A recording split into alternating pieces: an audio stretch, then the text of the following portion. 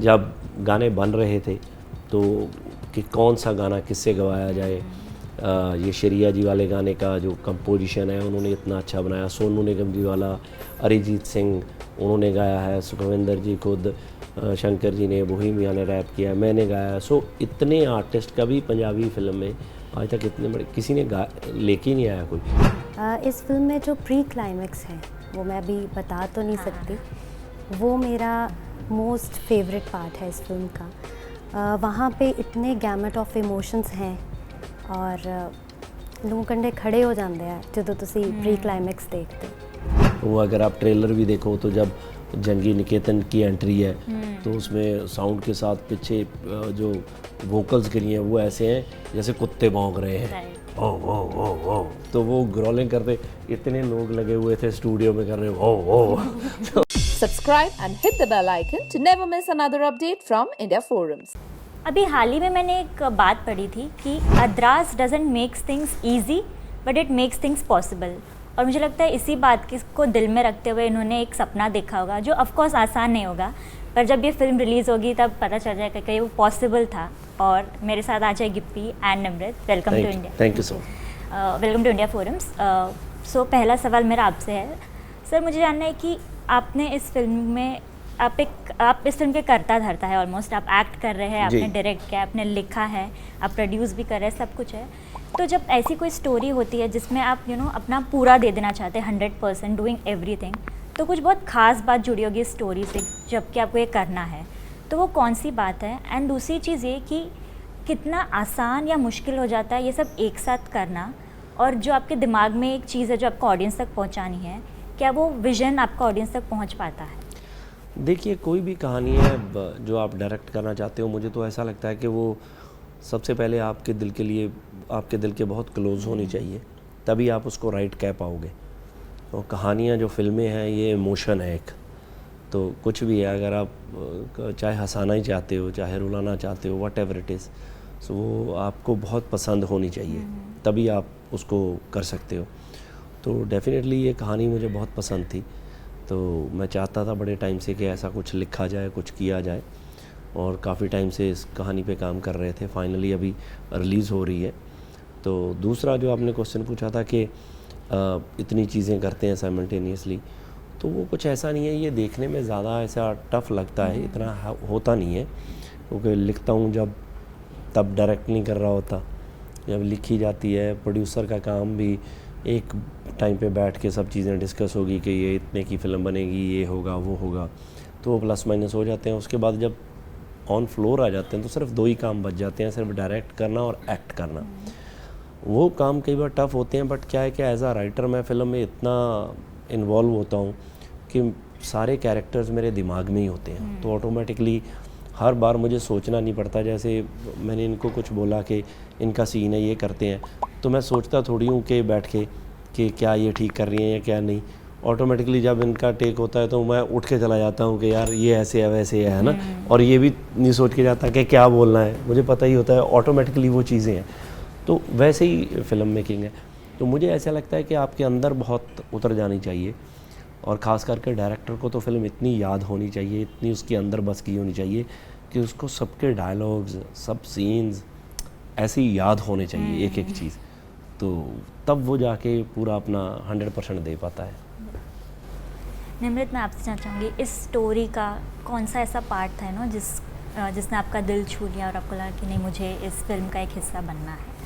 देखिए, ऐसी कहानी का हिस्सा हर कोई बनना चाहेगा, क्योंकि ये अपने आप में इतनी बड़ी कहानी है, महान जर्नैलों की कहानी है, सिख वॉरियर्स पे है। इस फिल्म में जो प्री क्लाइमेक्स है वो मैं अभी बता तो नहीं सकती, वो मेरा मोस्ट फेवरेट पार्ट है इस फिल्म का। वहाँ पे इतने गैमेट ऑफ इमोशंस हैं और लूं कंडे खड़े हो जाते हैं जो तुसी प्री क्लाइमेक्स देखते हो। ऑल्सो ये सवाल मेरा आप दोनों से है कि यूजुअली जब हम अभी तो पूरे पैन इंडिया की बात कर रहे हैं, सब कुछ एक साथ आ रहा है, बट हमेशा से ना जो इंडस्ट्रीज़ में डिवीज़न हुआ है उसके साथ कुछ स्टीरियोटाइप्स भी जुड़े होते हैं। जैसे हम यूजुअली बात करते हैं कि साउथ इंडस्ट्री है, अगर साउथ की फिल्म्स है तो उसमें एक तरह का एक्शन होता है, वो मासी फिल्म्स होती है, वैसे ही हर इंडस्ट्री से ऐसे कुछ स्टीरियोटाइप्स जुड़े होते हैं। तो एज आर्टिस्ट पंजाबी इंडस्ट्री या पंजाबी एंटरटेनमेंट से ऐसे कोई स्टीरियोटाइप्स है जो आपने सुने हैं, या ऐसे कोई मिसकंसेप्शंस है जो आप लोग एज आर्टिस्ट क्लियर जैसे करना लोग बोलते हैं चाहेंगे? कॉमेडी फिल्में बनाते हैं पंजाबी, हाँ। बहुत ज़्यादा, इसमें ऐसा कुछ नहीं है। सो हमारी हिस्ट्री, हमारा कल्चर, हमारा ट्रेडिशन बहुत रिच है। हमारी कल्चरल फिल्म्स, जैसे हमारी एक फिल्म थी मंजे बिस्तरे, तो वो एक्चुअली उसमें ह्यूमर था, बट वो देखा जाए तो वो कल्चर था हमारा, हमारी शादियाँ कैसी होती हैं, ट्रेडिशन क्या होते हैं, ये वो। एक फ़िल्म थी आई अंग्रेज़, वो भी ऐसी थी, तो उसमें भी दिखाया जाता था कि पीरियड कल्चर कैसा होता है, बट हाँ उसमें ह्यूमर साथ साथ में लाइट हार्टेड फिल्म्स थी, वो चलती हैं। वो माहौल की फिल्में हैं, it's not about screen play story. वो जो चल रहा है स्क्रीन पे आपको बस अच्छा अच्छा लग रहा है, ये मैंने नहीं रखता कि क्या हो रहा है, किधर को चल रहा है, बट बहुत अच्छा लग रहा है देखने वाले को। सो कुछ फिल्में ऐसी होती हैं, कुछ क्या होता है, तो ऐसा कुछ भी नहीं है। मुझे लगता है फ़िल्म अच्छी होनी चाहिए, हर तरीके की फ़िल्म काम करती है, बिल्कुल ही नहीं। पंजाब में रिलीजियस फिल्में भी चली हैं, कॉमेडी फिल्में भी चली हैं, है ना, सोशल चली हैं, सब चली हैं, एक्शन भी चल रहा है, अभी सब कुछ चल रहा है। आप कुछ ऐड करना चाहेंगे? जी बिल्कुल, काफ़ी हमारे तो सीनियर्स हैं, वो स्टीरियोटाइप्स तोड़ रहे हैं और हमारे लिए चीज़ें इजी हो रही हैं। हाँ। जी, हम तक पहुंचते तो काफ़ी इजी हो गया। बिल्कुल। और मुझे आपसे ये जानना है गुप्पी कि आप जिस तरह से बहुत सारी चीज़ें एक साथ कर रहे हैं, आप सॉन्ग्स का म्यूज़िक में है, आप जी, जी। एक्टिंग, डायरेक्टिंग, ये सारी चीज़ें जो आप एक साथ टैकल कर रहे हैं, क्या कभी आपके दिमाग में ऐसा आया है कि आपको एक बैलेंस बनाना पड़ रहा है जहाँ पर आप ऐसा भी काम कर रहे हैं जहाँ पे आप ऑडियंस की एक्सपेक्टेशंस पूरी करें, क्योंकि आपका इतना बड़ा फ़ैन बेस है, आपको उन्हें भी केटर करना है, और दूसरी तरफ आप ऐसा भी कुछ कर रहे हैं जो आपके दिल से बहुत करीब है, जो शायद एक वाइडर ऑडियंस को पसंद आए ना आए, बट क्योंकि वो आपके दिल के करीब है आपको करना है, तो आप वो बैलेंस कैसे बनाते हैं? देखिए, जब मैं फ़िल्म डायरेक्ट करता हूँ, मैं तो वही करता हूँ जो मेरे दिल के बहुत करीब है। तो मैंने बहुत ज़्यादा फिल्में एज आ डायरेक्टर नहीं करी हैं, जितनी भी करी हैं मैंने कोशिश की है कि कुछ ऐसा ही किया जाए।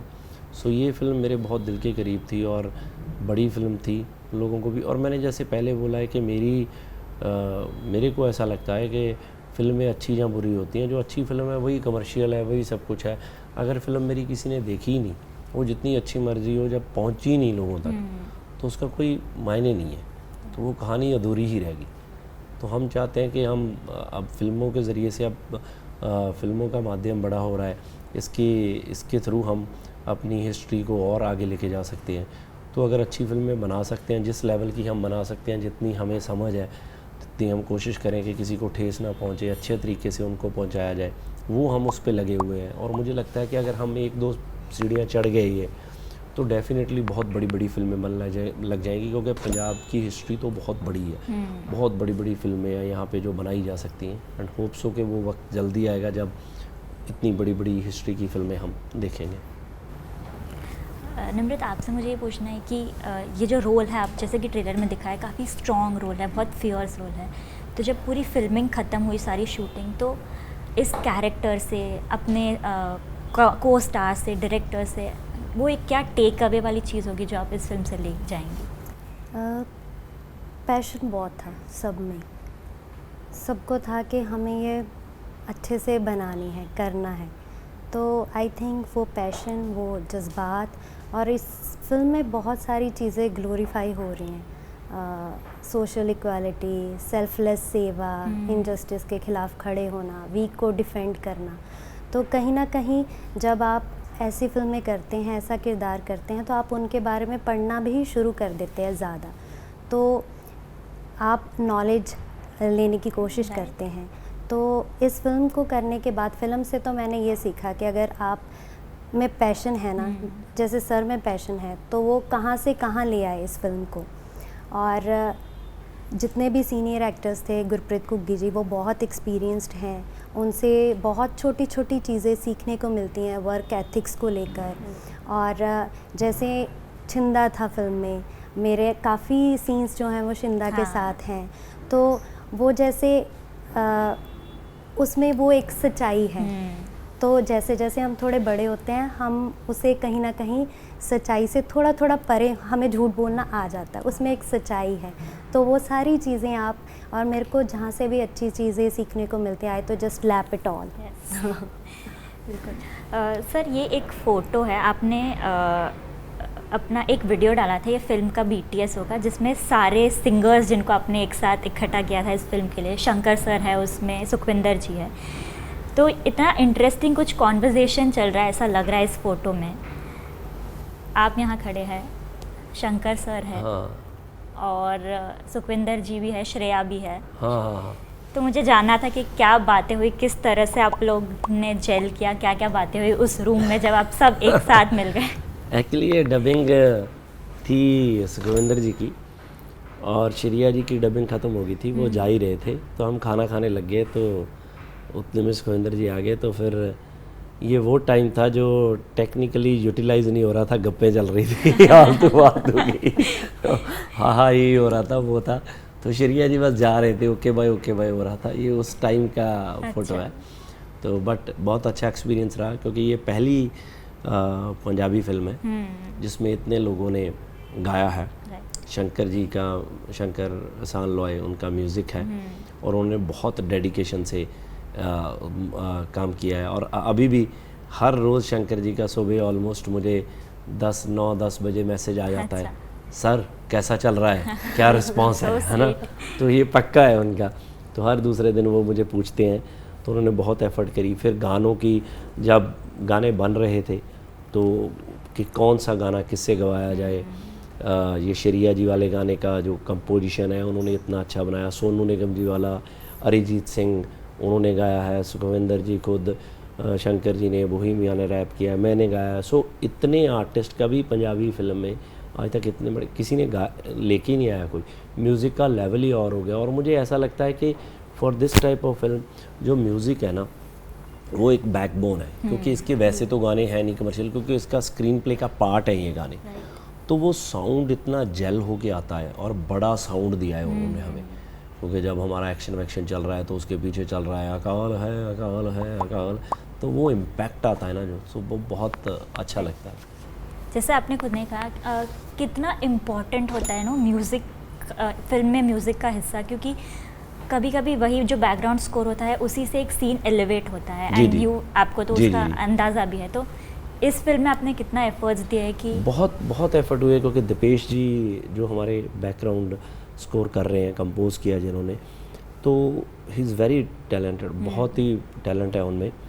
तो उन्होंने जो काम किया है, क्योंकि इस फिल्म में बड़ा साउंड चाहिए था, तो मतलब दिस हमारे लिए भी फर्स्ट टाइम था कि जब बैकग्राउंड हो रहा था, इतने इतने नगाड़े बज रहे थे। तो मुझे याद है एक हमें वो पैटर्न चाहिए था, तो मैंने उनसे बात करी, तो उन्होंने कोई देहरादून के ऊपर पहाड़ी पे कुछ लोग रहते थे, जैसे नेटिव कहते हैं, आदिवासी टाइप वहाँ पे लोग थे, वो वहाँ से 4 घंटे उतर के पहाड़ नीचे आए, तो देहरादून में एक स्टूडियो बुक करवाया उन्होंने, वहाँ पे वो कुछ बजाया, तो उसका वीडियो भी हमारे पास आया। तो उन्होंने चीज़ें बजाई, तो वो 15-16 लोग थे ऐसे बैठ के स्टूडियो में बजाते थे।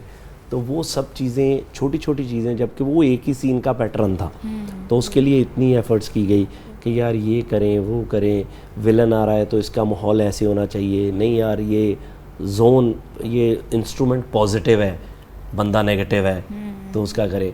वो अगर आप ट्रेलर भी देखो तो जब जंगी निकेतन की एंट्री है तो उसमें साउंड के साथ पीछे जो वोकल्स करी हैं वो ऐसे हैं जैसे कुत्ते भौंक रहे हैं, ओ ओ ओ ओ, तो वो ग्रोलिंग करते, इतने लोग लगे हुए थे स्टूडियो में कर रहे ओ ओ तो उनके देख के, तो बट वो उसको यूज़ इतना अच्छे से किया है कि वो ऐसे नहीं लगता कि वो वैसे हैं, बट वो शेड देता है कि बहुत ही ख़तरनाक कोई कैरेक्टर आया है जो नेगेटिव है, कुछ ऐसा है।